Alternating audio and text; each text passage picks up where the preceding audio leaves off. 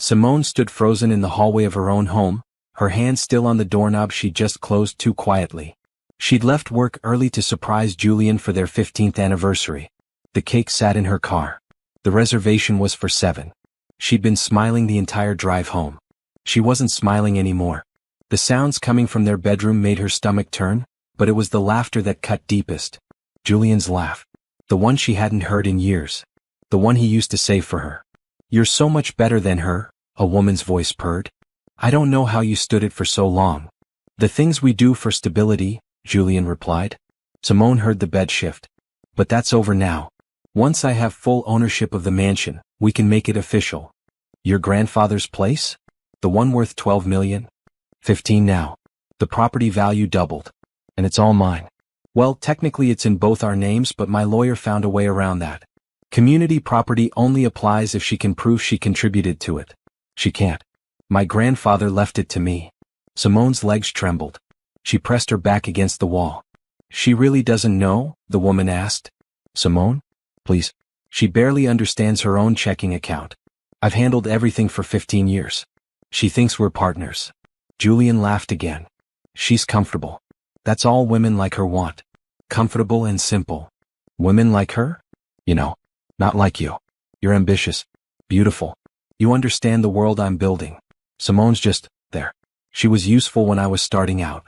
A wife made me look stable. But now..." The bed creaked. "Now I need someone who matches who I've become. Someone who looks good in photographs. Someone clients want to meet. Like a trophy wife," the woman giggled. "Exactly. And baby, you're the trophy." Simone's hand moved to her mouth. She'd styled his hair for his first big client meeting. She'd proofread every proposal for 5 years until his company stabilized. She'd entertained his partners, managed his properties, organized his life. She'd turned down a promotion to relocate when his business needed him in the city. She'd been useful. "When are you telling her?" the woman asked. "Next week. After the Bennett deal closes. I need her to host that dinner party first. She's good at that at least. Playing hostess. Then I'm done." "And she'll just accept it?" "She'll cry. She'll beg. But what's she going to do? She hasn't worked a real job in 12 years. No career. No money of her own. She'll take whatever I offer and be grateful." Julian's voice was closer now, moving toward their bathroom. "She'll probably end up in some apartment working retail. That's her level." "That's sad," the woman said, but she was laughing. "That's life. Some people are meant to win. Others are meant to watch." The shower turned on. Simone heard the woman's phone camera click several times. Taking pictures. In her bed. In her home. Simone moved backward down the hall, her mind racing. She made it to the kitchen before her knees gave out. She gripped the counter, her reflection staring back from the window. 42 years old. Beautiful, she'd always thought, though Julian had stopped saying it years ago. Smart enough to run his entire household without help. Loyal enough to never question where he was. Stupid enough to trust him. She looked at her hands. No trembling now. Something cold was settling into her chest, pushing out the tears that wanted to come. She wouldn't cry. Not here. Not where he might hear. She pulled out her phone and searched for 3 things. Divorce attorneys, private investigators, and her old college roommate who'd become a forensic accountant. Then she walked back to her car, retrieved the anniversary cake, and drove to her sister's house across town. Simone. Nicole opened the door, immediately reading her face. "What happened?" "I need to use your computer," Simone said quietly. "And I need you not to ask questions yet." Nicole stepped aside. "Whatever you need." Simone sat at the desk and began documenting everything. The conversation she'd overheard. The date. The time. The woman's laugh, which she'd recognized now as Sienna Cross, the model Julian's company had hired for their new advertising campaign. The one he'd mentioned casually over dinner 3 times in the past month. She wrote down every property they owned. Every account she knew about. Every business Julian had mentioned. Every lunch meeting that ran late. Every business trip that seemed too frequent. 15 years of memory suddenly looked different. Patterns emerged. Lies became obvious. The foundation she'd built her life on cracked open, and underneath was nothing but calculation. "Simone," Nicole said softly, setting down tea. "Talk to me." Simone looked up. "He's leaving me for a model. He thinks I'm stupid. He's hiding money. And he thinks I'm going to beg him to stay." Nicole's face hardened. "What do you need?" "A lawyer. A good one. The kind that makes men like Julian very, very nervous. I know someone. She destroyed my friend's ex-husband in court. He walked in thinking he'd keep everything. He walked out with a fraud charge and a payment plan. Perfect. Simone turned back to the computer. Set up a meeting for tomorrow. Tell her to clear her schedule. This is going to take planning. What about Julian? Are you going home? Eventually. But he can't know I know. Not yet. Simone's fingers flew across the keyboard. He thinks I'm simple, comfortable, easy to handle. He's about to learn exactly how wrong he is. Nicole smiled slowly. You're scaring me a little. Good, Simone said. Imagine how he'll feel. She worked until midnight, building spreadsheets, printing bank statements from their online accounts, screenshotting emails Julian had left open on their shared computer. She found the property deed for the mansion. Found her name on it despite what Julian had said. Found business documents that showed her as co-owner of 3 properties Julian claimed were his alone. Found evidence that Julian had been transferring money into offshore accounts for 6 months. He really thought you wouldn't check, Nicole whispered, reading over her shoulder. He thought I couldn't, Simone corrected. There's a difference. She sent everything to 3 email addresses, hers, Nicole's, and a cloud storage account she created that night. Then she cleared the browser history and packed everything into a folder. At 1 a.m. she drove home. Julian's car was in the driveway. The lights were off. She parked, grabbed her purse, and walked inside like nothing had changed. Julian was in bed, pretending to sleep. She could tell by his breathing. Too controlled. Too even. She went to the bathroom, washed her face, and changed into pajamas. When she slid into bed, he didn't move. Long day? He asked finally. The Bennett proposal needed extra revisions, she lied smoothly. I stayed late to help finish it. You didn't have to do that. I wanted to.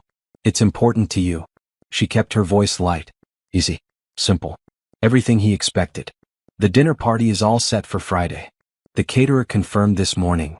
You're amazing with those details, Julian said, rolling over to kiss her forehead. The same mouth that had been on Sienna hours earlier. I don't tell you enough, but you make everything easier. That's what I'm here for, Simone replied. She felt him relax beside her, satisfied that his world was still in order, still under control, still simple.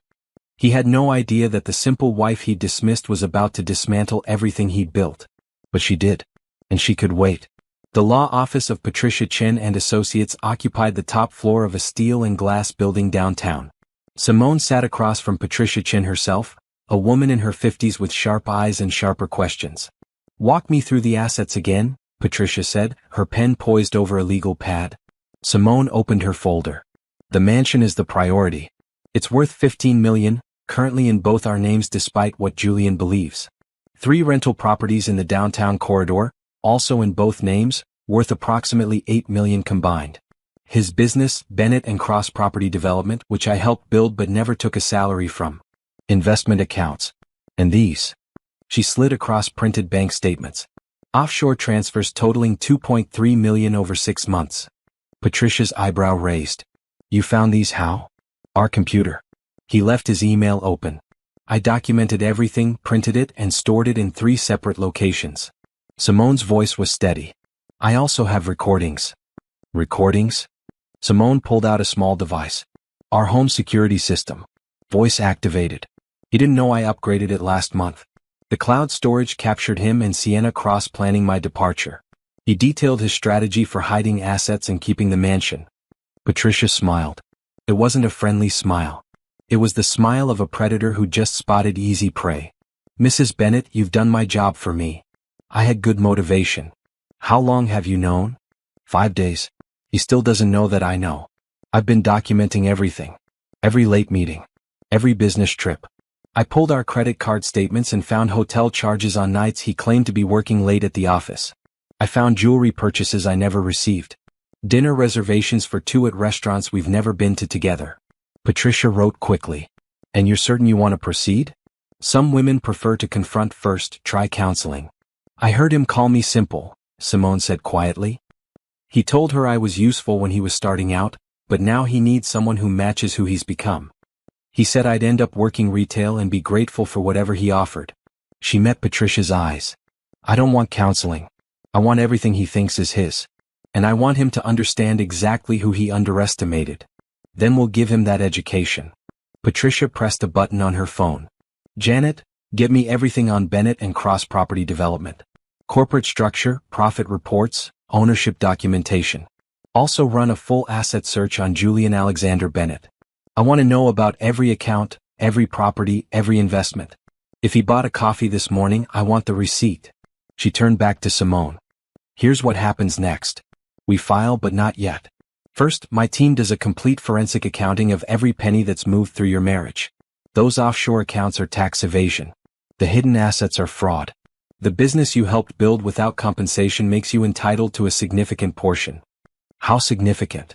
If we prove what I think we can prove, 60% of everything. Plus criminal charges that will destroy his reputation and his business relationships. Patricia leaned forward. But I need you to do something difficult. You need to go home and pretend nothing is wrong. Can you do that? Simone thought of Julian's kiss on her forehead. His easy lies. His assumptions about who she was and what she could do. Yes. For how long? As long as it takes. The forensic accountant arrived an hour later. Janet Rodriguez was younger than Simone expected, maybe 30, with bright eyes and a laptop covered in stickers.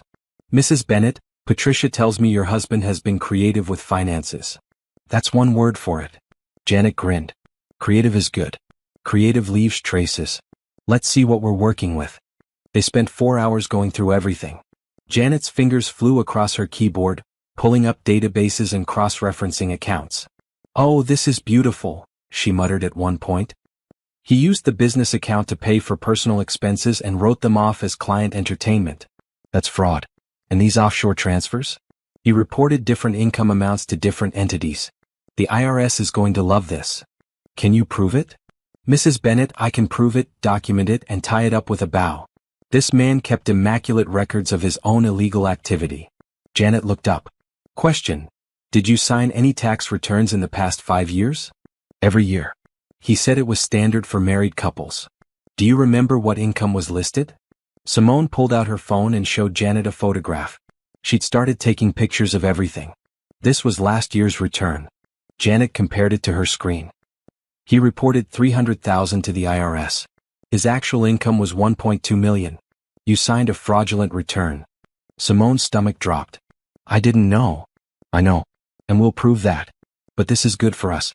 It means you're a victim of his fraud, not a participant. It strengthens your case and weakens his. Janet made notes. Patricia, we need to move quickly. If he realizes she knows, he might start moving money we haven't found yet. Patricia nodded. How long do you need? Give me a week. I'll have everything documented and ready for filing. Simone left the office with a plan and a timeline. 1 week of pretending. 1 week of playing the simple wife who didn't understand her own checking account. 1 week of hosting his dinner party and smiling at his colleagues and making everything easy. She could do 1 week. That evening she cooked Julian's favorite meal. He came home at 8, smelling of expensive perfume that wasn't hers. Smells amazing, he said, kissing her cheek. What's the occasion? No occasion. I just wanted to do something nice. Simone set down plates. How was your day? Long. The Bennett deal is almost closed. Just a few more details. That's wonderful. You've worked so hard on it. Julian smiled, relaxed. I have. But it'll be worth it. This deal changes everything for the company. For us, Simone corrected gently. Right. For us. He didn't meet her eyes. They ate dinner while he talked about his day, editing out every moment with Sienna. Simone listened and nodded and asked questions. She'd become an expert at reading his lies. The way he touched his collar when he invented meetings. The way he looked left when creating alibis. The dinner party Friday, he said. You have everything ready? Of course. Caterer arrives at 4. Bartender at 5. Guests at 7. I confirmed with everyone this morning. You're so good at this, Julian said. I don't know what I'd do without you handling these things. You'd manage, Simone said lightly. You're very capable. But I like having you do it. You make it look effortless. Because it is effortless, Simone thought. Because I'm not simple. I'm skilled. There's a difference you never bothered to learn. After dinner, Julian went to his office to finish paperwork. Simone heard his phone ring. Heard his voice drop to a murmur. Heard him laugh the way he used to laugh for her. She cleaned the kitchen and pulled out her own phone. Patricia had sent a message. Preliminary report shows 6 properties we didn't know about. All purchased with marital funds. All in his name only. Janet is documenting everything. You're doing great. Keep it up. Simone replied, how strong is the case? Stronger than I've seen in 20 years. He won't know what hit him. Friday came. Simone spent the day transforming their home into the perfect setting for Julian's business dinner. Fresh flowers. Elegant place settings. A menu designed to impress. She wore a dress Julian had once said he loved, though he'd stopped noticing what she wore years ago. The guests arrived. Partners from Julian's firm. Potential investors for the Bennett deal. Their wives who talked to Simone about spa days and shopping while their husbands talked about money. You're so lucky, one woman said. Julian is going places. This deal could make him one of the top developers in the city. We're very excited, Simone replied, smiling. He's worked hard for this.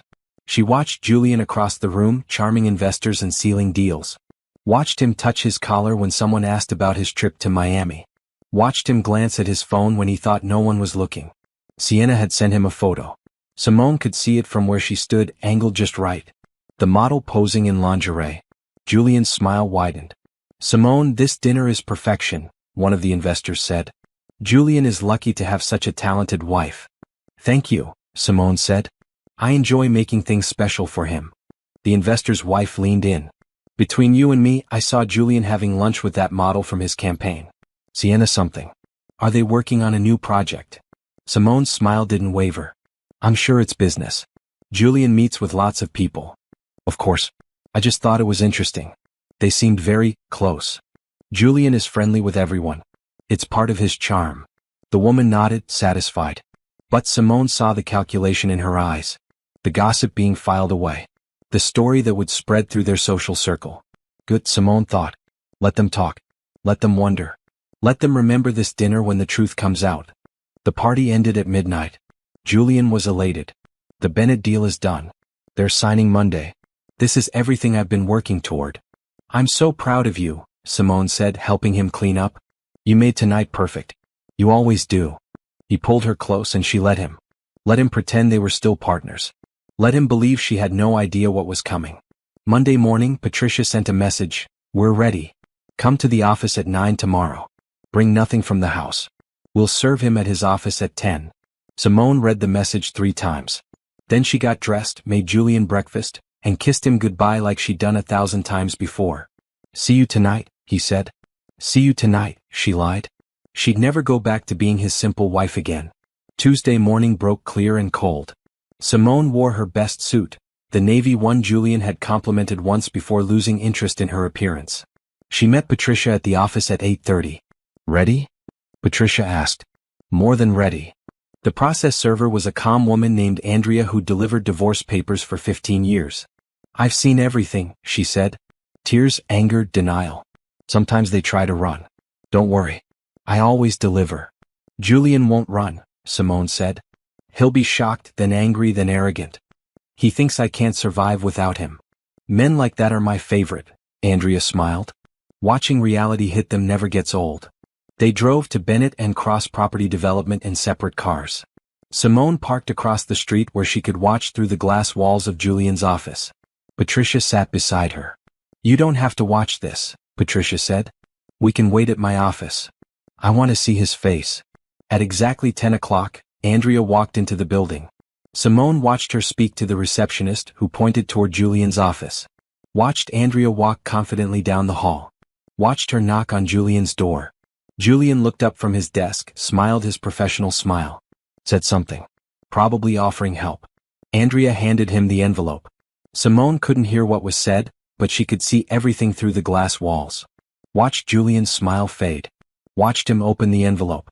Read the first page. Flip to the second. The third. His face went white. He stood up. Pointed at the papers. Andrea said something and left. Julian grabbed his phone. Simone's phone rang. She sent it to voicemail. Julian called again. Again. He's panicking, Patricia noted. Good. Through the glass, Simone watched Julian pace his office. He called someone else. Probably his lawyer. Ran his hand through his hair. Looked at the papers again. Then he saw her. Their eyes met across the distance. Simone didn't smile. Didn't wave. Just looked at him steadily, letting him understand that she'd known. That she'd planned. That the simple wife he'd dismissed had outmaneuvered him completely. Julian's expression shifted from shock to rage. He grabbed his jacket and headed for the door. "He's coming out," Simone said. "Do you want to leave?" "No." Julian stormed across the street. Simone rolled down her window. "What the hell is this?" he shouted, waving the papers. "You're divorcing me? You can't be serious." "I'm completely serious. This is insane." "Over what? A misunderstanding?" "We can work this out, Simone. Don't be stupid." "I'm not being stupid, Julian. I'm being smart. Maybe for the first time in 15 years. His face reddened. "You think you can just leave? Take everything I've built? This company is mine. The mansion is mine. You contributed nothing." "That's interesting because the paperwork says differently. The mansion is in both our names. The rental properties are in both our names. And the business I helped build while you were sleeping with your model? I'm entitled to a significant portion." Julian's mouth opened. "Close. You knew about Sienna?" "I've known for over a week. I've documented everything. Every lie. Every stolen hour. Every dollar you tried to hide." Simone's voice remained calm. "I know about the offshore accounts. The fraudulent tax returns. The properties you bought with marital funds and put in your name only. I know everything, Julian. You're bluffing."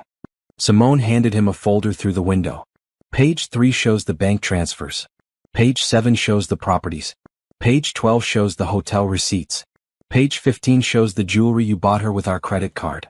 And page 20 shows the recording of you and Sienna planning my departure in our bedroom. Julian's hands shook as he flipped through the pages. "This is illegal. You can't record people without permission. Actually, in our state I can record in my own home. Your lawyer will explain that. Along with explaining how much trouble you're in for tax fraud. You signed those returns too. You're just as guilty. I signed what you put in front of me, trusting my husband. Your fraud victimized me, not implicated me. Again, your lawyer will explain the difference." Simone started her car. "You should go back to your office, Julian. Your colleagues are watching. This looks unprofessional. I'll fight this. I'll fight you. You won't get anything. We'll see." Simone put the car in drive. "Oh, and Julian? I hosted that dinner party beautifully, didn't I? Made everything look effortless? That's because it was effortless. Because I'm not simple. I'm skilled. You just never bothered to notice the difference." She drove away, leaving him standing in the street with papers in his hand and his world falling apart. Patricia was laughing. "That was perfect. Cold, professional, devastating. He's going to tell his lawyer you ambushed him." "I did ambush him. He ambushed me first in my own bedroom. This is just returning the favor." They went back to Patricia's office. Julian's lawyer called within the hour. Patricia put him on speaker. "Patricia, this is unreasonable. You're asking for 60% of assets, full ownership of the mansion and spousal support? My client built this company. With his wife's unpaid labor, yes. She managed his properties, organized his business functions, and supported his career while he committed fraud. The mansion is in both names. The rental properties are in both names. And the offshore accounts he failed to disclose? Those make his asset declaration fraudulent. Would you like me to file an amended petition including criminal referrals?" Silence. "Then, what does she want?" "Everything listed in the petition. Plus Mr. Bennett agrees not to contest any asset division. In return, we don't pursue criminal charges for tax fraud and asset concealment." "That's extortion. That's negotiation. Your client committed crimes. We have evidence. He can settle fairly or face prosecution. His choice. I need to consult with my client. You have 48 hours. After that, the offer expires and we proceed with criminal referrals." Patricia hung up. "He'll take it. Men like Julian don't go to prison well." Simone's phone buzzed. Text from Julian: "Please call me. We need to talk about this reasonably." She deleted it. Another text: "Simone, don't do this. Think about what we built together." Delete. Another: "You're making a huge mistake. You'll regret this." Delete. Nicole called. "I just heard from Rebecca who heard from Janet at the gym. Did you really serve Julian divorce papers at his office?" "I did." "How did he react?" "Exactly like I expected. Shock, anger, then threats." "He's scared." "Good. He should be. Are you okay?" "I'm better than okay. I'm free."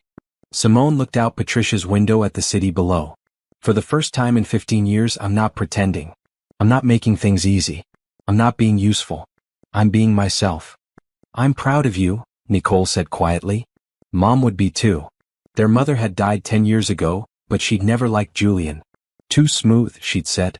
Men that smooth are usually hiding something rough underneath. She'd been right. Simone spent the rest of the day at Patricia's office, reviewing documents and preparing for what came next. The forensic accountant had found 2 more properties. The private investigator had documented 15 meetings between Julian and Sienna over 6 months. This is airtight, Patricia said. He has no defense. His lawyer knows it. We'll have a settlement within a week. And the mansion? Yours. Completely. He'll hate it, but he doesn't have a choice. Simone drove to her sister's house that evening. She'd been staying there since serving the papers, giving Julian space to process and plot and panic without her presence. Her phone rang. Julian's lawyer. Mrs. Bennett, my client would like to speak with you directly. All communication goes through my attorney. He's willing to negotiate. Perhaps if you two could just talk. No. Your client had 15 years to talk to me honestly. You chose to lie. I choose to communicate through legal channels only. She hung up. That night she slept better than she had in weeks. No pretending. No performing. No wondering when the other shoe would drop. It had already dropped. And she was the one who'd thrown it. The forensic accounting report arrived on Thursday, 3 days after the filing. Janet Rodriguez presented it to Simone and Patricia in a conference room, her laptop connected to a large screen. This is worse than I thought, Janet began. Or better, depending on perspective. The screen filled with charts and spreadsheets. Julian Bennett has been systematically hiding income and assets for approximately 7 years. It started small, underreporting income by 10 or 15%. But in the past 3 years, it escalated dramatically. She pulled up a comparison chart.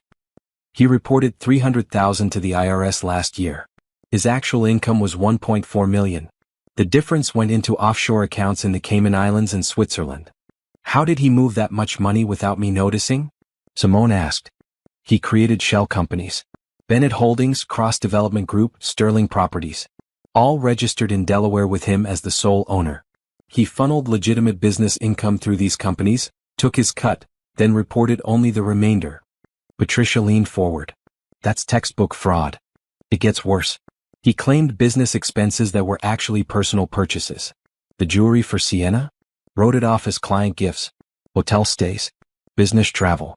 Expensive dinners? Client entertainment. He reduced his tax burden while funding his affair with marital money. Janet clicked to another screen. Then there are the properties. We found 8 in total. 3 are in both your names, which you knew about. 5 are in his name only, purchased entirely with marital funds. Combined value, $11 million. Simone's breath caught. 11 million? He bought them over 6 years using money from the business accounts. Technically, since you were married and the business was marital property, those purchases should have been disclosed to you. They weren't. That's asset concealment. What about the mansion? Simone asked. Janet pulled up the deed. This is interesting. The mansion was left to Julian by his grandfather 15 years ago, shortly after your marriage. The will specified that it passed to Julian. Individually. However, you both signed a quitclaim deed 7 years ago that converted it to joint ownership. I don't remember that. Do you remember refinancing the mansion? Simone thought back. We refinanced everything around that time. Interest rates dropped.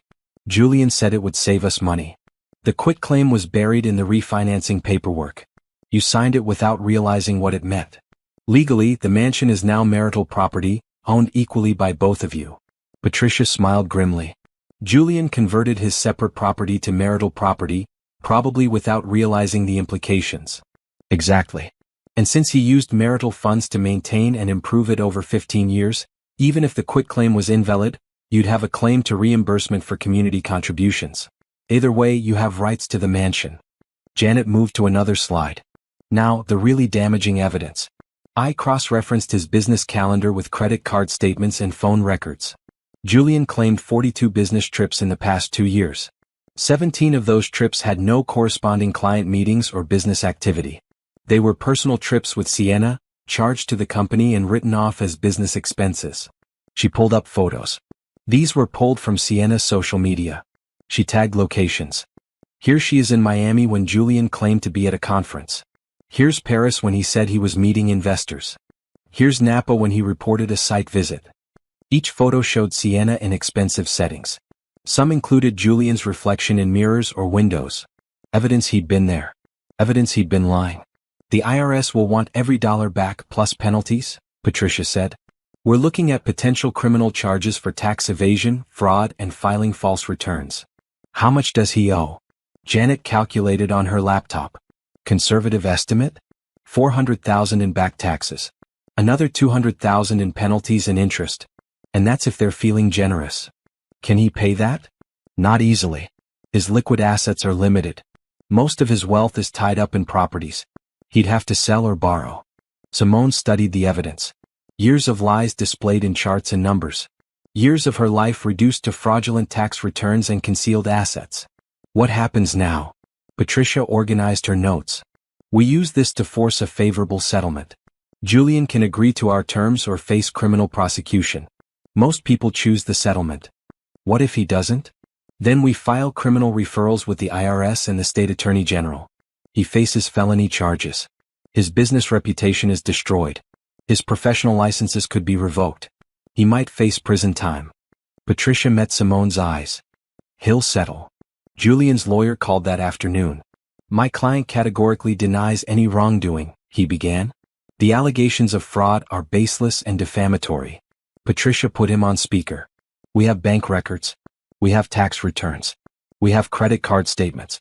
We have documented proof of asset concealment and tax evasion. Would you like me to email you the forensic report? It's quite thorough. You're on a fishing expedition. None of that evidence is admissible. All of it is admissible. It was obtained from legitimate sources. Bank statements from joint accounts, tax returns Mrs. Bennett co-signed, business records from companies using marital funds. Your client gave her access to all of it. She just finally looked. Silence. Then, what do you want? The same thing we wanted 48 hours ago. 60% of assets. Full ownership of the mansion. Spousal support for 7 years. And Mr. Bennett agrees not to contest. That's more than half of everything. Your client stole from the marriage. He hid income. He committed fraud. He's lucky we're not asking for 70%. Patricia's voice hardened. And he's lucky we're giving him a chance to settle before involving law enforcement. I need time to review this evidence with my client. You have until Monday. After that, we file criminal referrals and proceed with full litigation. Patricia hung up and turned to Simone. He's going to counteroffer. They always do. What's your bottom line? The mansion. That's non-negotiable. He can keep the business if he gives me fair buyout value. And I want enough spousal support to finish my degree and start over. You didn't finish your degree? I was 2 semesters from my MBA when we got married. Julian said I didn't need it. That I should focus on supporting him instead. Simone's voice was steady. I listened. I stopped. Now I'm going back. What field? Business management with a focus on property investment. I've been managing Julian's properties for years without compensation. I'm good at it. I just never had my name on anything. Patricia smiled. Then let's make sure you get everything you need to build something better than what he had. Friday morning, Julian showed up at Nicole's house. Simone saw him from the window sitting in his car. He didn't knock. Just sat there for an hour then drove away. He texted, please? Just talk to me. 5 minutes. Simone typed and deleted 3 responses before settling on, all communication through attorneys. Stop contacting me directly. His response came immediately, you're destroying everything. Is that what you want? To burn it all down? You burned it down when you chose her. I'm just collecting the ashes. I made mistakes. I know that. But this is too far. You're taking everything. You plan to leave me with nothing. Called me simple. Said I'd be grateful for whatever you offered. I'm just giving you the same energy back. I never said that. Simone sent him the audio file. 3 minutes of him and Sienna discussing her future in detail. His plans to keep the mansion. His assessment of her intelligence. His predictions for her post-divorce life. He didn't respond. Sunday evening, Patricia called. They're settling. Full terms. He keeps the business and 3 properties. You get the mansion, 5 properties and 7 years of support. Plus he pays all your legal fees and agrees to file amended tax returns acknowledging the marital fraud. He agreed to everything? His lawyer convinced him. Showed him the criminal exposure. The potential prison time. The destruction of his reputation. Julian's smart enough to know when he's beaten. What about Sienna? According to my sources, she ended things when the divorce was filed. She wanted the mansion and the money, not a man facing fraud charges. She's already dating someone else. Simone felt nothing. No satisfaction. No pain. Just empty space where Julian used to be. The papers will be ready Tuesday, Patricia said. You'll sign. He'll sign. 30 days after that, the divorce is final. That's it. That's it. 15 years over in 30 days. Simone hung up and stared out the window. The city lights sparkled in the distance. Somewhere out there, Julian was realizing he'd lost everything. The mansion. The woman. The image he'd built. And somewhere out there was her future. Blank. Uncertain. Terrifying. Free. 3 months after the divorce was final, Simone stood in the mansion for the first time as its sole owner. Julian's belongings were gone. His office was empty. The bedroom where she'd heard him with Sienna had been completely redecorated. It felt like breathing for the first time. It's beautiful, Nicole said, walking through the space. What are you going to do with it? Live in part of it. The rest. Simone looked around at the empty rooms. I have an idea, but I need to finish something first. She enrolled in business school the following week. The MBA program she'd abandoned 15 years ago had changed, but her credits still transferred. 2 semesters. 18 months if she went part-time. Why part-time? Her advisor asked. Your transcripts show excellent grades. You could finish in a year full-time. I'm starting a business simultaneously. I need time for both. What kind of business? Property investment and management. I have 5 rental properties generating income. I want to expand. The advisor looked impressed.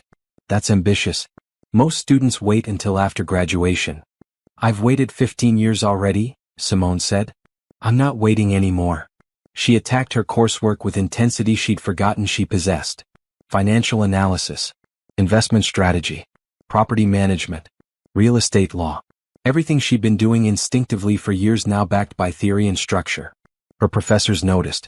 Your case study on commercial property conversion was exceptional, Professor Reeves said after class.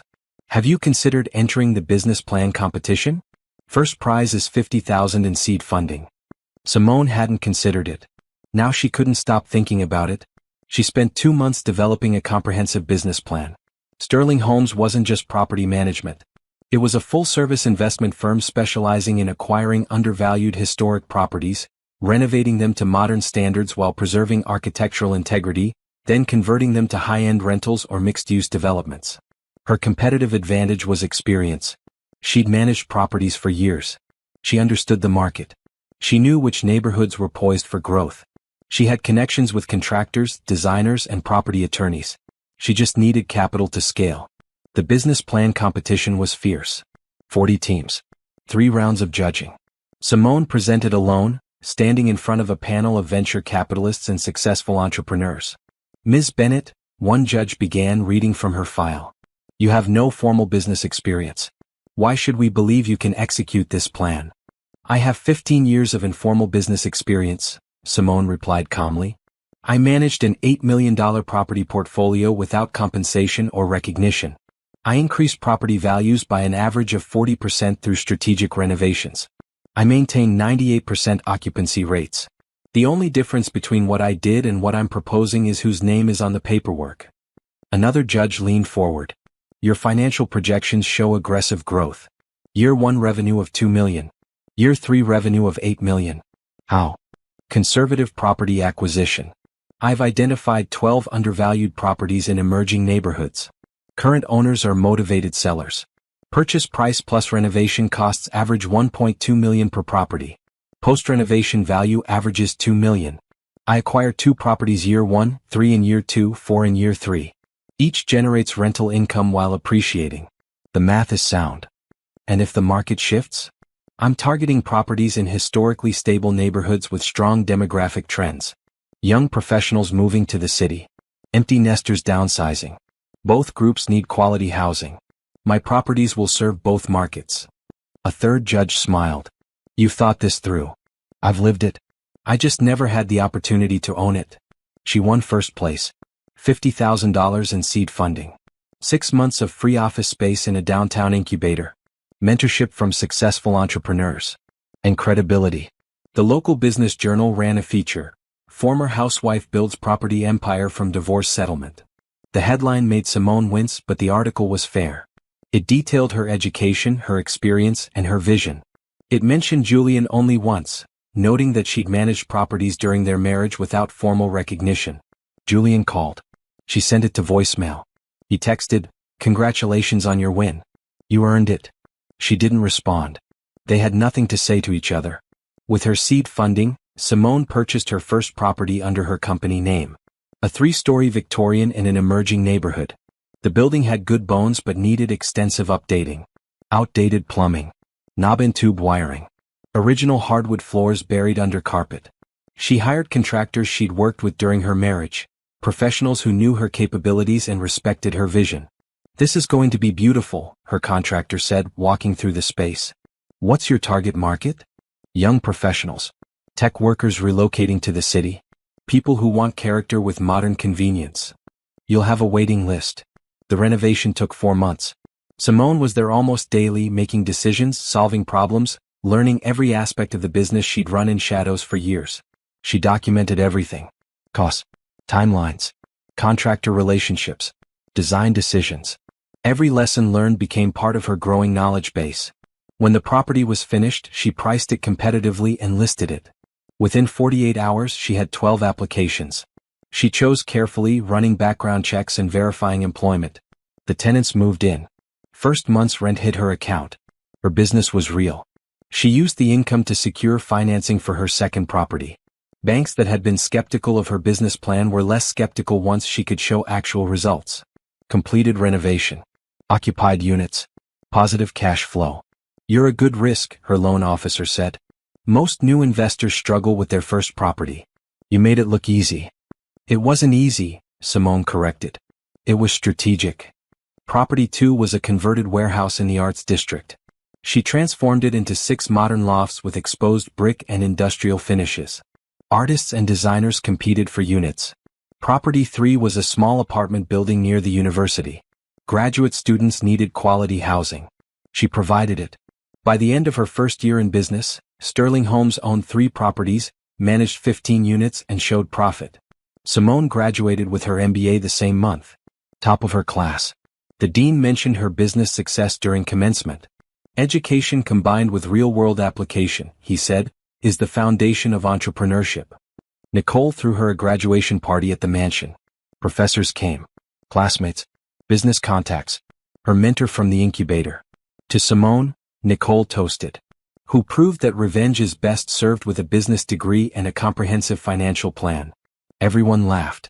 Simone smiled. But it wasn't about revenge anymore. It was about building something real. Something hers. Something that would last beyond any marriage or betrayal.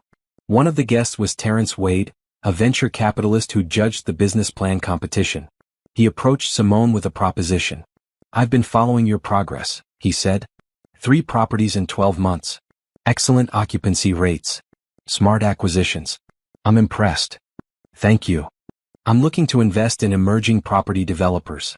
People who understand the market and execute well. Would you be interested in discussing a partnership? What kind of partnership? I provide capital for larger acquisitions. You provide expertise and management. We split profit 70-30 your favor. You maintain controlling interest and full operational authority. Simone's mind raced. More capital meant faster expansion. Larger properties. Commercial opportunities.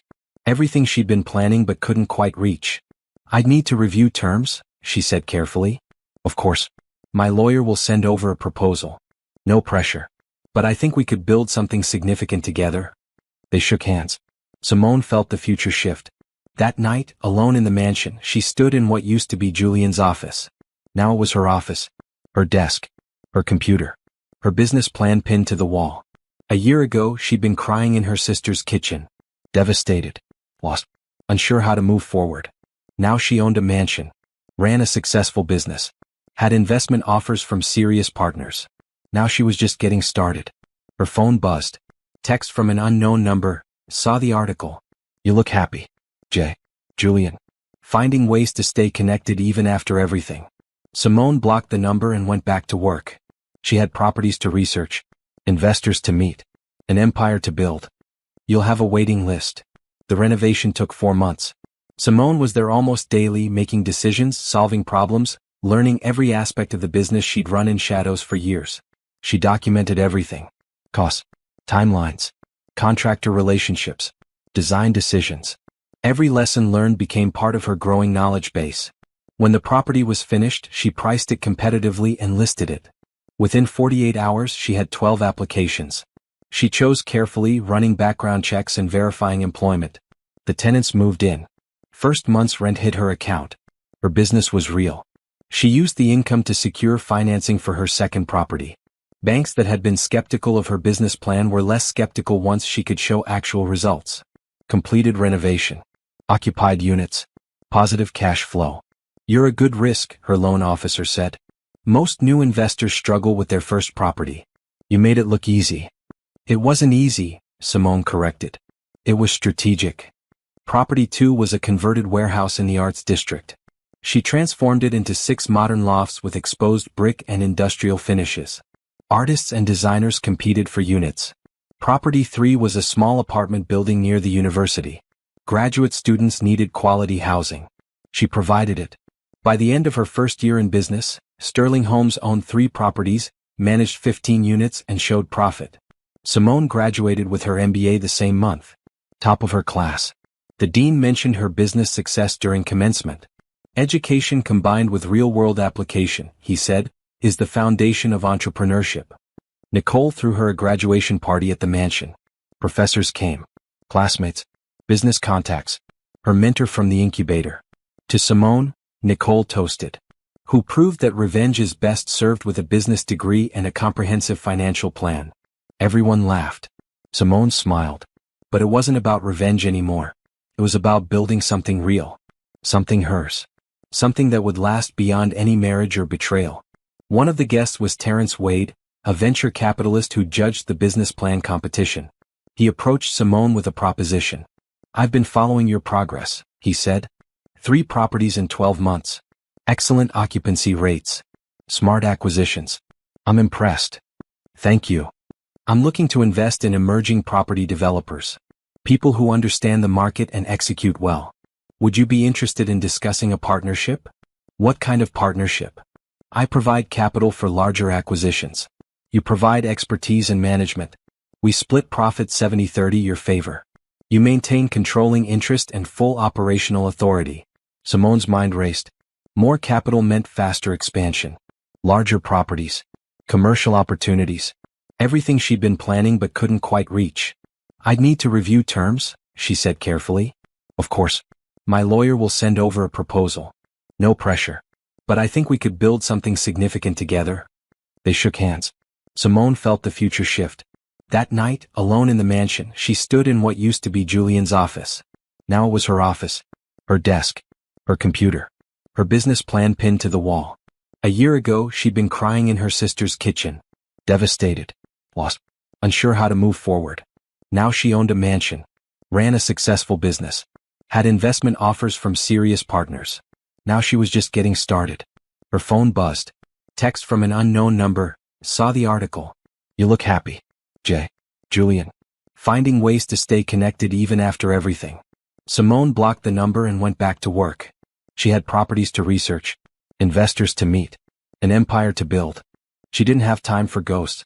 18 months into her business, Sterling Homes was generating steady revenue, but Simone wanted more. The partnership with Terrence Wade gave her access to serious capital. Now she needed to deploy it strategically. Commercial properties, Terrence suggested during their quarterly meeting. Residential is stable, but commercial offers higher returns. Simone had been thinking the same thing. I've been watching a building downtown. Former department store. Been vacant for 3 years. Owner is motivated. What's your vision? Mixed-use development. Retail on the ground floor. Professional offices on floors 2 through 4. Luxury apartments on 5 and 6. The neighborhood is gentrifying. We'd be ahead of the curve. Terrence smiled. Ambitious. What's the purchase price? They're asking $4 million. I think we can negotiate down to 3.5. Plus renovation? Another $2 million for a complete gut renovation. We'd be all in for $5.5 million. And projected value? Conservative estimate? $8 million once it's leased. $10 million in 3 years as the neighborhood appreciates. Terrence leaned back. That's a significant project. Can you manage it while running your existing properties? I'll need to hire a property manager for the residential portfolio. But yes, I can manage it. Then make the offer. Simone negotiated for 6 weeks.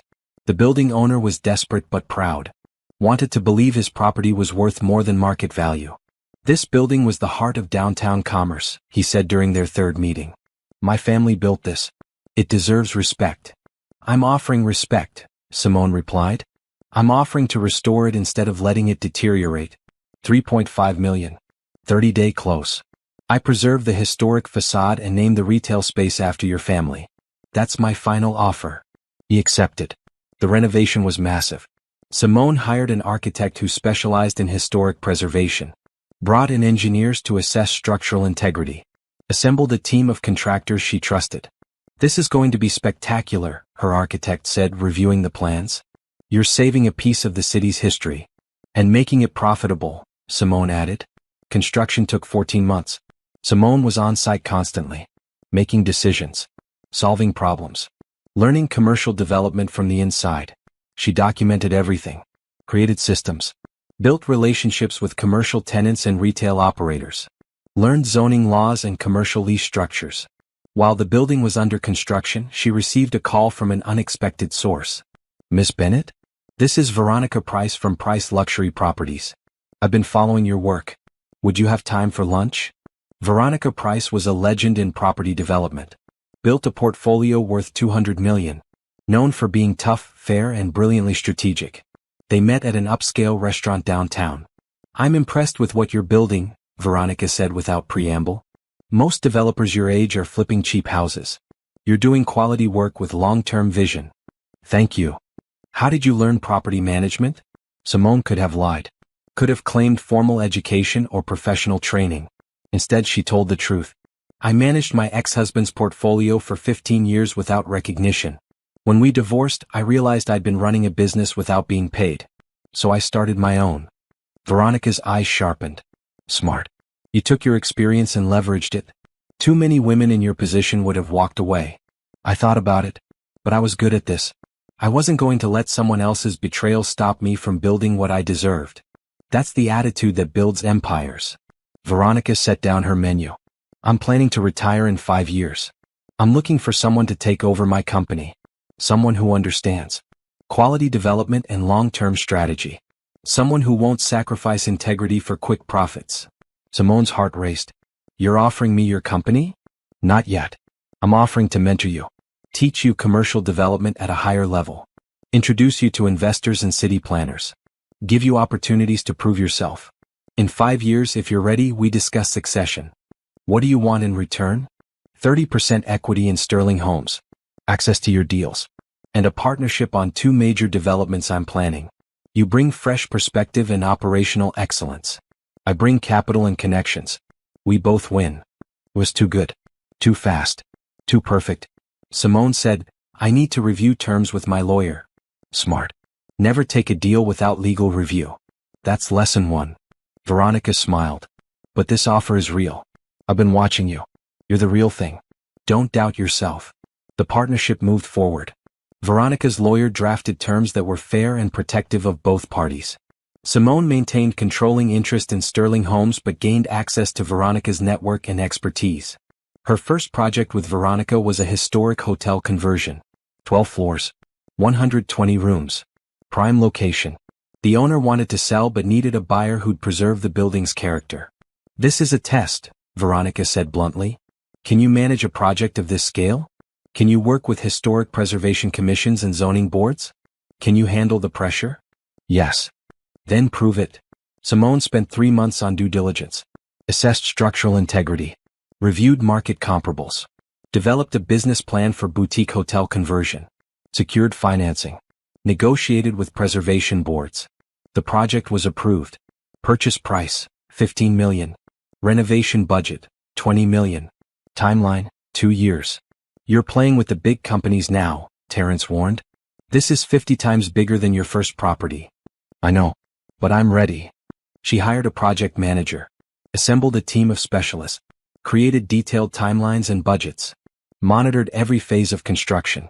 6 months into the hotel renovation, her downtown mixed-use building opened. The retail space leased immediately to an upscale grocery store. The offices attracted tech companies and professional firms. The luxury apartments had a waiting list. The property appraised at $9 million, $1 million more than her conservative estimate. "You have a gift for this," Veronica said, reviewing the numbers. "You understand markets. You execute flawlessly. You're going to be very successful." Success brought attention. The Business Journal ran another feature, Sterling Homes, from startup to multi-million-dollar portfolio in 2 years. This article was different. No mention of her divorce. No former housewife labels. Just professional respect for serious business accomplishments. She was interviewed on a local business podcast, spoke at entrepreneurship conferences, mentored women starting their own businesses. She hired her first employee, then her third, then her fifth. Sterling Homes wasn't a startup anymore. It was a company. And Simone wasn't an amateur anymore. She was a serious developer with a growing reputation. Julian's old business partner started calling, wanting meetings, wanting to invest, wanting association with her success. She declined politely. She didn't need them. She'd built this without them. One evening, Nicole called. "Have you seen Julian's company lately?" "No." "Why?" "They lost the Bennett deal. The investors pulled out after the divorce became public. Too much scandal. His business is struggling." Simone felt nothing. Not satisfaction. Not pity. Just indifference. "He made his choices," she said. "Now he's living with them. Aren't you even a little happy that he's failing while you're succeeding?" "I don't think about him enough to be happy about it. I'm busy building my future. He's not part of it." That was the truth. Julian had become irrelevant. A footnote in her origin story. The obstacle she'd overcome to become who she was meant to be. She was too busy succeeding to waste time on revenge. The best revenge was building a life so good, so full, so successful that the person who'd hurt you simply didn't matter anymore. And Simone was living that revenge every single day. While Simone's empire expanded, Julian's world contracted. She heard about it in fragments, through mutual acquaintances, business journals, and the general gossip that circulated in their city's development circles. The Bennett deal had collapsed spectacularly. Investors discovered Julian's fraud charges during due diligence and walked away. Without that anchor project, his company lost credibility. Partners left. Clients chose other developers. Revenue dried up. Simone learned the details during a lunch meeting with a commercial real estate broker who'd once worked with Julian. "Bennett and Cross is barely surviving," the broker said. "They laid off half their staff. Lost 3 major contracts. Julian's trying to keep it together, but his reputation is destroyed." "What about the properties he kept in the divorce?" Simone asked. "He's struggling to maintain them. 2 are in foreclosure. He's trying to sell the third, but the market's soft and he owes more than they're worth." The broker shook his head. "He leveraged everything trying to save the business. Now he's drowning." Simone signed papers for her new office lease and moved the conversation forward. Julian's failure wasn't her concern. But the universe had other plans. 6 months later, Patricia called. "I have interesting news. Remember the mansion?" "What about it?" "Julian's trying to claim it's his separate property. He filed a petition to set aside the property division." Simone's hand tightened on the phone. "On what grounds?" "He claims the quitclaim deed was signed under duress and should be invalidated. He wants the mansion returned to him as his grandfather's inheritance." "That's ridiculous. We refinanced 7 years ago. There was no duress." "I know. His lawyer knows. But he's desperate. The mansion is his last valuable asset, and he needs to liquidate. Since you own it, he can't sell it. So he's trying to take it back." "Can he win?" "No. The deed is legitimate. The refinancing was voluntary. And the divorce settlement was already approved by a judge. But he can drag it out, make it expensive, waste your time." Simone thought about the mansion. Her home. Her office. The foundation of her company. Fight it? "I don't care what it costs." The legal battle took 4 months. Julian's lawyer argued that Simone had manipulated Julian into signing the quitclaim. That she'd hidden the document in refinancing papers. That she'd taken advantage of his trust. It was laughable. Every document was notarized. Every signature was witnessed. The refinancing had saved them $30,000 in interest. Julian had reviewed every page. Patricia demolished his arguments systematically. The judge ruled in Simone's favor.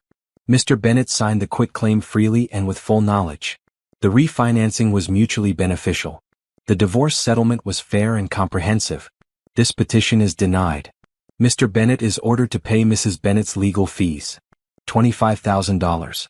Julian had to pay it within 30 days. He didn't have it. Patricia filed for wage garnishment. Julian's remaining income was already stretched thin. This pushed him over the edge. His company filed for bankruptcy 2 months later. Bennett and Cross Property Development, once valued at $12 million, was liquidated for debts. Julian lost everything. The business, the remaining properties, his reputation. He'd become exactly what he'd predicted for Simone: struggling, broke, irrelevant. Simone heard through the business community that he'd taken a job with a small development firm. Not as a partner. As an employee. Middle management. A fraction of his former salary. Sienna had long since moved on. Married a tech entrepreneur and relocated to California. Her social media showed a life of luxury that Julian could no longer provide. One evening, Simone saw Julian at a professional conference. She was speaking on a panel about historic property development. He was in the audience taking notes. Their eyes met. He looked older, tired, diminished. After the panel, he approached. "Simone, you were great up there." "Thank you. I've been following your success. Sterling Homes is impressive." "I appreciate that." Awkward silence stretched between them. Finally Julian said, "I was wrong. About everything. About you. About us. About what mattered." Simone waited. "You weren't simple. You were underestimated." "I did that. I underestimated you and I paid for it." "Yes, you did." "I'm sorry. I know it doesn't matter now, but I'm sorry." Simone studied him. Saw genuine regret. Genuine loss. "It didn't change anything." "I accept your apology," she said.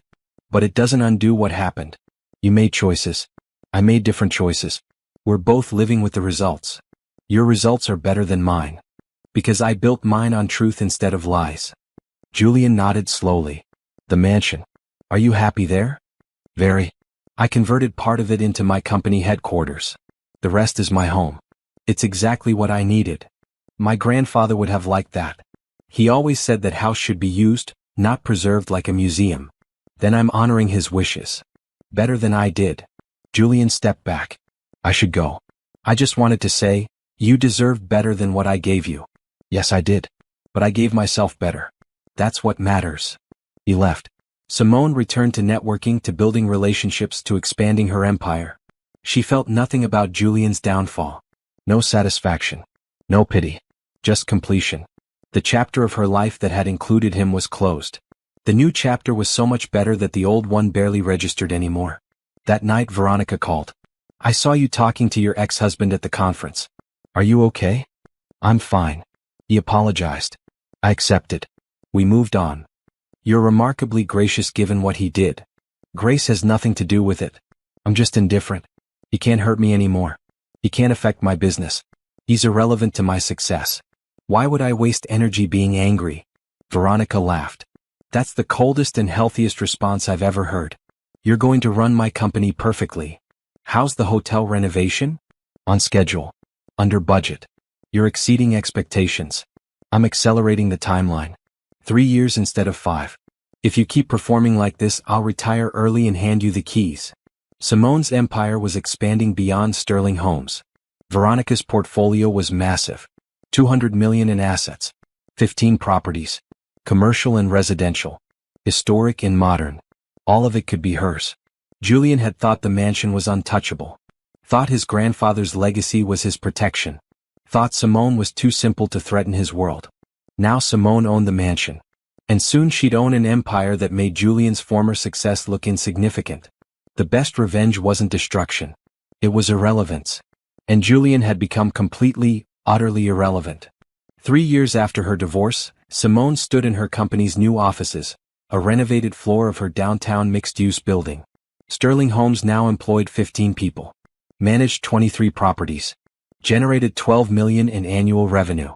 The hotel renovation with Veronica was complete. A boutique luxury hotel that attracted celebrities and business travelers. Reviews were excellent. Occupancy rates exceeded projections. "You've proven yourself," Veronica said during their partnership review. I'm ready to move forward with succession planning. They spent 6 months structuring the transition. Veronica would retire. Simone would acquire priced luxury properties for a combination of cash and assumed debt, structured to preserve both women's interests. The deal would make Simone one of the largest property developers in the city. Combined portfolio value, $250 million. You're entering the major leagues, Terrence warned. This level of business attracts different attention, different competition, different pressure. I'm ready. But first she needed more capital. The Price acquisition required significant leverage. Banks were willing to lend, but Simone wanted to minimize debt. She needed an equity partner. That's when she learned about the mansion. Not her mansion. Julian's grandfather's second property. The estate outside the city that had belonged to the family for generations. 30 acres. Historic main house. Guest cottages. Gardens.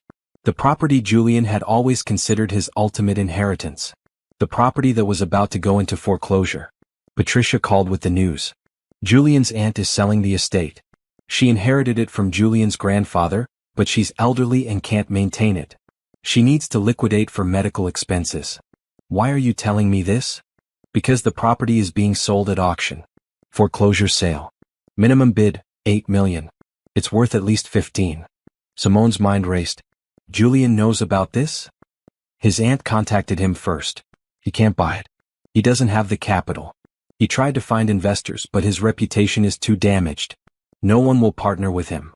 So it's going to auction. In 3 weeks. I thought you might be interested. Simone researched the property. 30 acres of prime real estate. 20 minutes from the city. Historic buildings in need of renovation. Zoning allowed for luxury residential development. She could subdivide the land. Build 12 custom luxury homes. Keep the main house as a centerpiece. Create an exclusive community. Sell homes for $2 to $3 million each. Total investment, $12 million including acquisition and development. Total return, $30 million over 3 years. Was perfect. Except it was Julian's family legacy. Buy it, Nicole said when Simone explained the situation. It's a good investment. It feels vindictive. It's business. If the property is worth buying, buy it. Julian's feelings aren't your concern. Terrence agreed. This is an excellent opportunity.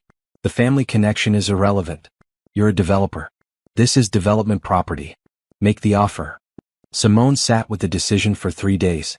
She wasn't buying the estate to hurt Julian. She was buying it because it was smart business. Because it fit her portfolio. Because it would generate significant returns. Julian's connection to the property was incidental. She made arrangements to bid at the auction. The auction was held at the county courthouse. Simone arrived early with her banker and her lawyer. The room filled with developers and investors. Julian was there, standing in the back, watching. Their eyes met. He didn't look angry. He looked resigned.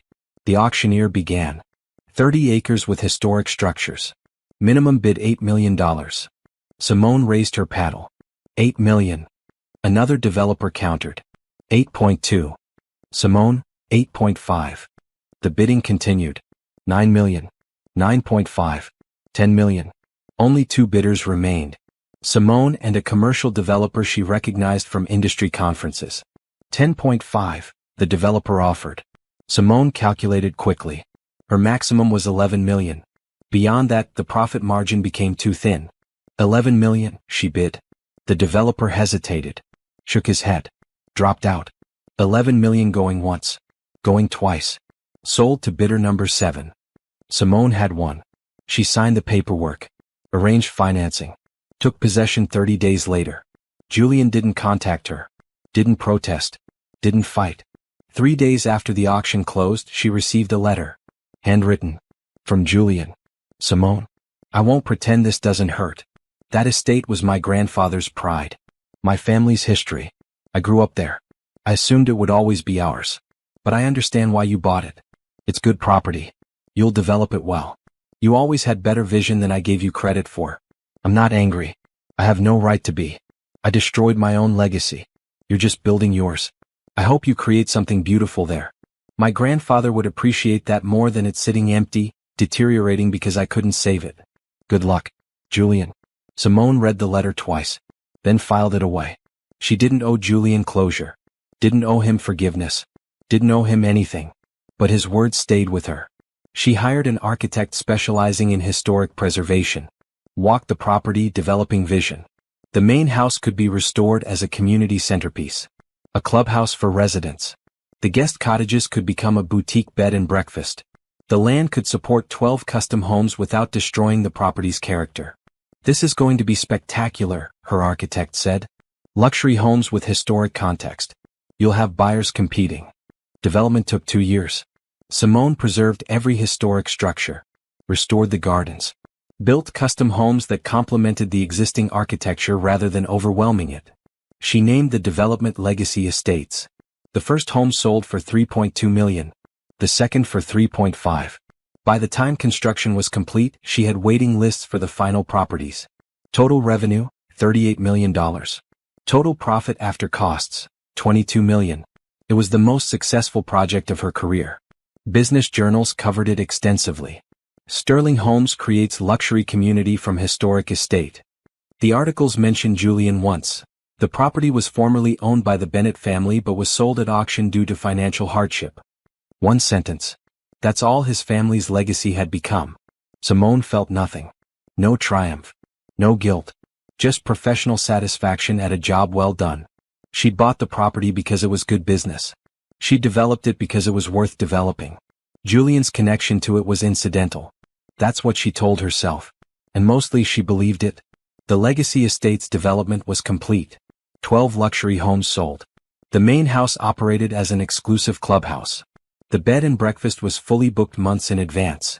Simone had one property left to address, the mansion. Her home and headquarters. The property Julian had tried and failed to reclaim. She'd been thinking about its future for months. The mansion was too large for one person. Too historic to remain private. Too valuable to leave underutilized. She called Veronica. I want to do something different with the mansion. Sell it? The market's strong.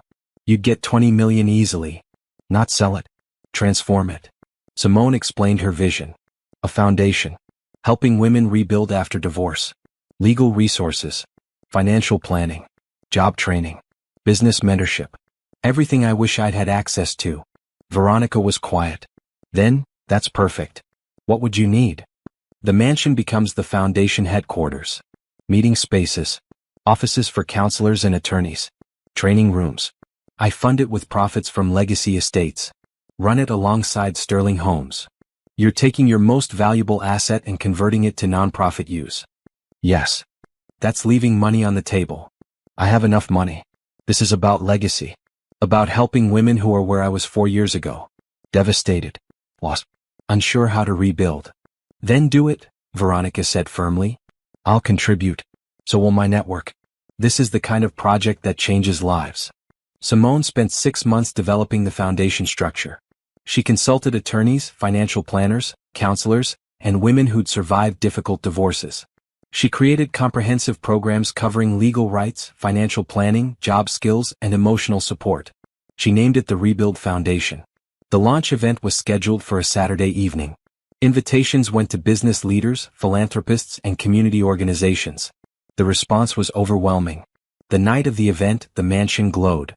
Simone had restored it to its original grandeur. Crystal chandeliers. Polished marble. Historic architectural details preserved perfectly. She stood in the grand ballroom, greeting guests. Explaining the foundation's mission. Sharing her story. This house represents my rebuild, she told a group of donors. 4 years ago, I discovered my husband's betrayal in our bedroom upstairs. I had nothing. No income. No career. No idea how to move forward. Now I own this house. I run a successful company. And I'm using both to help other women find their own path forward. The crowd applauded. Donations poured in. Then Julian walked in. Simone froze. He hadn't been invited. Hadn't RSVP'd. She hadn't seen him in over a year. He looked different. Better. Healthier. More settled. He approached carefully. I know I wasn't invited. I saw the announcement in the business journal. I just wanted to see what you'd done with the house. How did you get in? I told security I was a donor. I am actually. He pulled out his checkbook. Wrote a check for $5,000. For the foundation. It's a good cause. Simone accepted the check, unsure how to respond. Can I see the house? Julian asked. Against her better judgment, Simone gave him a tour. showed him the restored ballroom, the converted offices, the meeting spaces where women would learn to rebuild their lives.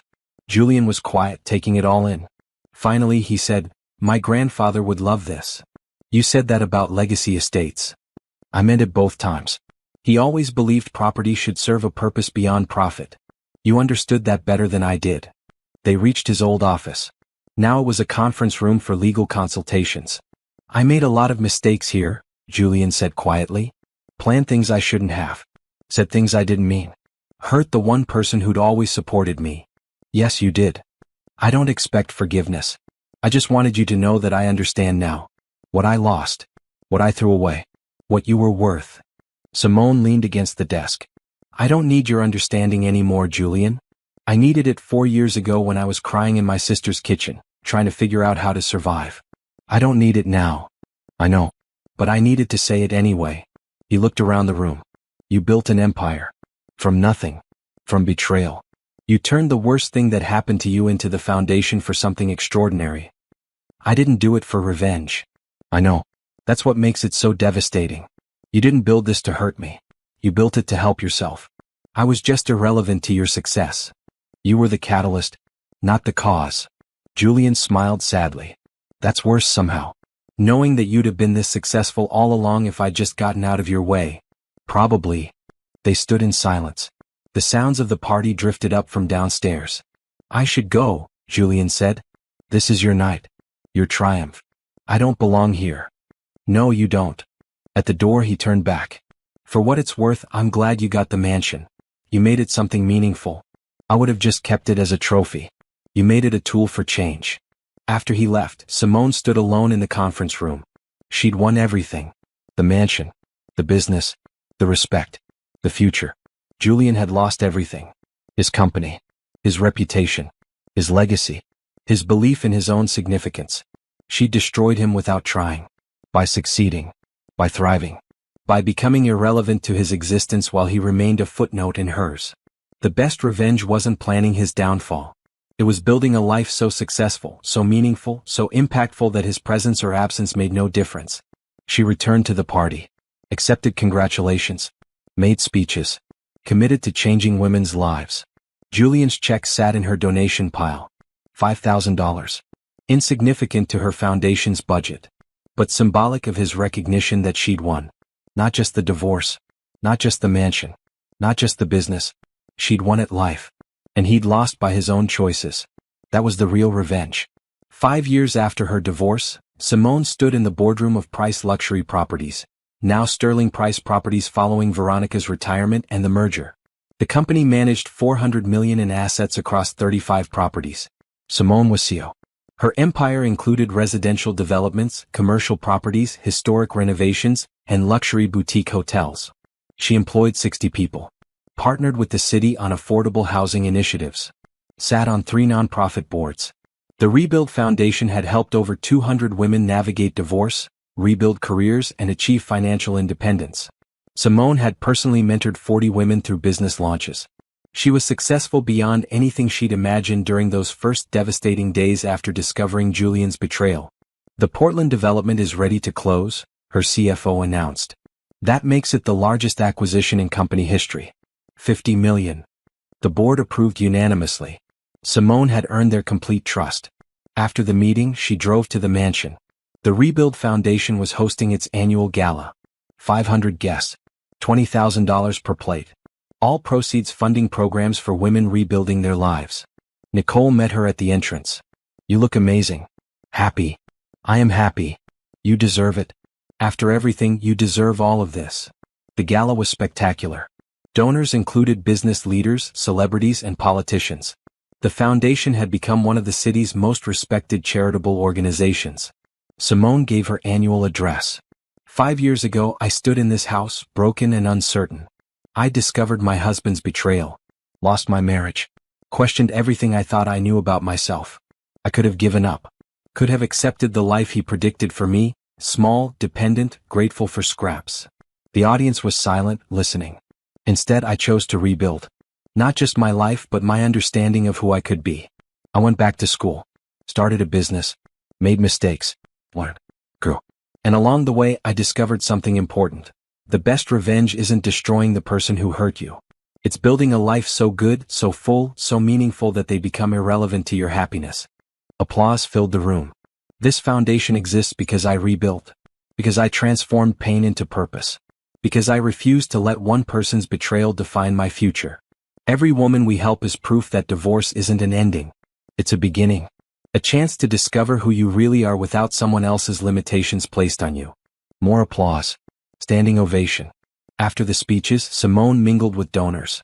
A woman approached her, mid-30s, nervous. "Miss Bennett? I'm Rachel Torres. I attended your workshop last month. The one on starting a business after divorce. I remember. You're the graphic designer." "Yes. I wanted to tell you that I took your advice. I filed for divorce. I started my own design firm. I signed my first client last week." Simone smiled. "That's wonderful. It's terrifying.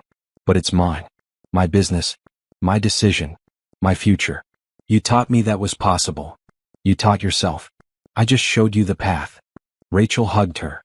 "Thank you. For everything. For showing women like me that we don't have to stay small to make other people comfortable." After Rachel left, Simone stood on the mansion's balcony, looking out at the city lights. Her city now. Her territory. Her empire. She thought about Julian. Wondered where he was. What he was doing. Whether he'd rebuilt his life or remained stuck in the past. Then she stopped wondering. Because it didn't matter. His relevance to her life had expired. He was context for her origin story. The obstacle she'd overcome. The betrayal that had freed her to become who she was meant to be. She didn't hate him. Didn't pity him. Just acknowledged his role in her journey and moved forward. Her phone rang. "Veronica. How's the gala?" "Perfect. We raised $400,000 tonight." "Excellent. I have news. The city council approved our proposal for the waterfront development. Historic hotel conversion, mixed-use retail, luxury condos. $200 million project. Biggest in the city's history." Simone's heart raced. "We got it. You got it. You presented. You negotiated. You convinced them. This is your victory. Our victory." "No, dear. Mine are behind me. This is yours. You're building something that will outlast both of us. That's legacy." After hanging up, Simone returned to the gala. She accepted congratulations, made small talk, and played her role as foundation director and business leader. But inside she was remembering. Remembering standing in the hallway of this house, listening to Julian mock her intelligence. Remembering crying in her sister's kitchen, uncertain how to survive. Remembering the moment she decided to fight instead of fold. That woman, the one who'd been called simple, who'd been dismissed as useful but not valuable, had built an empire. Had created a foundation that changed lives. Had become one of the most successful developers in the city. Had won not by destroying Julian, but by making him irrelevant. That was the best revenge. Not anger. Not bitterness. Not schemes for his downfall. Just success. Pure, undeniable, irreversible success. Julian had thought the mansion was untouchable. His grandfather's legacy. His protection. His symbol of permanence. Now Simone owned it. Had transformed it into something meaningful. Had built a dynasty that made Julian's former success look quaint. She hadn't just bought the mansion he thought untouchable. She'd bought his entire concept of success and rebuilt it into something better. That night, alone in her office after the guests left, Simone updated her company's strategic plan. New properties to acquire. New developments to launch. New cities to expand into. Sterling Price Properties was just beginning. The rebuild foundation was just beginning. Her empire was just beginning. And Julian? He was just a memory. A chapter that had ended so thoroughly it barely registered anymore. She'd rebuilt herself from devastating betrayal into extraordinary success. She'd transformed pain into purpose. She'd created a dynasty. And that dynasty would stand long after everyone forgot there had ever been a man who thought she was simple. Because she wasn't simple. She never had been. She'd just been underestimated. And she'd made damn sure no one would ever make that mistake again.